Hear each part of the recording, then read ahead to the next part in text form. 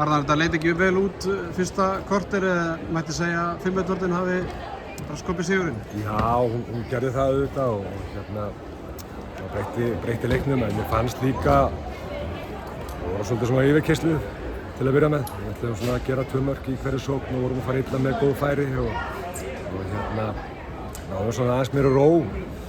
Það kannski kom í kjölfarið að við fórum í 5-1 vörn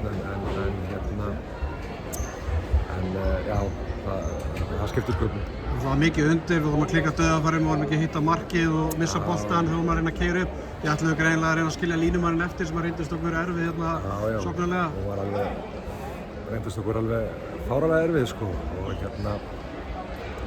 við klárlega ætluðum að nýta okkur það að hún er að skipta sko, hún lá í tegnum og skipti og við kannski lögðum aðeins svo mikla áherslu á það að refsa þeim.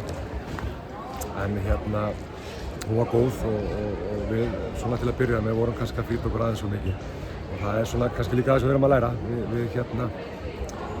Við erum með ungt lið og vantar ekki, það er alltaf að vera meira og meira reynsla en við lærum að þessu og við lærum aðeins glugga, það var svona erfiður á ákveðnu leyti en þetta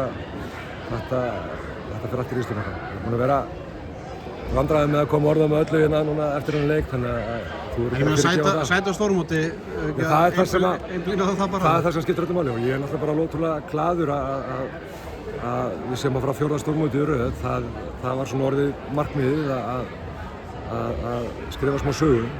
Þetta hefur ekki gerst áður, það eru 4 stórmóti í röð og við auðvitað fengum 3. sæti til þess, vorum mjög erfiðum riðli eftir mikla breytingar. Það er ár síðan við vorum að spila við Ísrael með reyndar enga áhorfendur það að komast á HM og bara frá því í þeim leikjum eru 10 breytingar og svo erum við búin að vera í alls konar alls konar svona brasi, með meiðsli og það er alltaf einhverja breytingar á milli verkefna, þannig að ég er bara ótrúlega stoltur að við okkur hafi tekist þetta. Því að riðillinn var erfiður, Svartadauðinn er alltaf með frábært lið. Þær eru bara með alveg óbúðslega gott lið, leikmenn þar sem er að fara í meistaradeildina á næsta tímabili og alvöru klúbba, þannig að þessi riðill var bara erfiður. Hvað tekur við núna fram að móti úr að tala mikla breytingar, margir leikmenn að glíma við meiðsli og alls konar, hvað tekur við hjá Arnar Pétursson núna fram að næsta stórmóti til að reyna að vera eins vel undirbúin og hægt er? Ég svona er að láta mig dreyma það að við fáum svolítið góðan tíma saman í sumar. Við höfum eftir að ræða það við fullt af fólki en við erum svona aðeins byrjuð að spúsla því saman. Við ætlum að reyna að nýta sumarið vel bara til þess að þessar stelpur fá eins mikið út úr þessu blessaða sumarfríi sem er alltaf langt á okkur.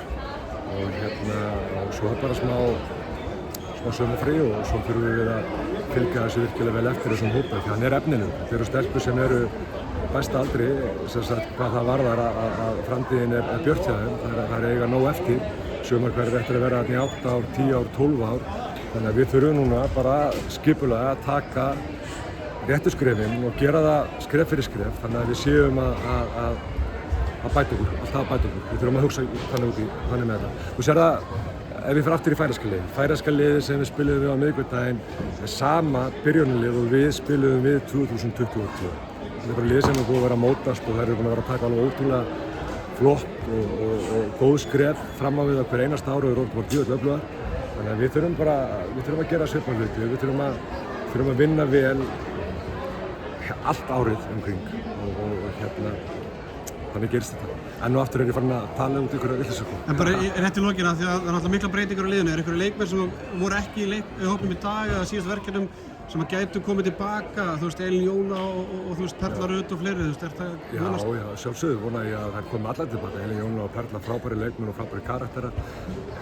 Því að ég er náttúrulega búin að vera að glíma við meiðsli í allan vetur sem að tóku svo því miður upp þegar Valur tók bikarinn í daginn. Þóri Anna er sjálfsögðu leikmaður sem ég vona að komi þess tilbaka og trúi því. Alfa, hún er að meita, Anna meitt, þannig að já, þetta er allt saman leikmenn sem ég gerir ráð fyrir að koma tilbaka og stækki þar leiðandi bara púlíuna sem við höfum og aukja samkeppnina og gera þetta bara svona aðeins meira krefjandi.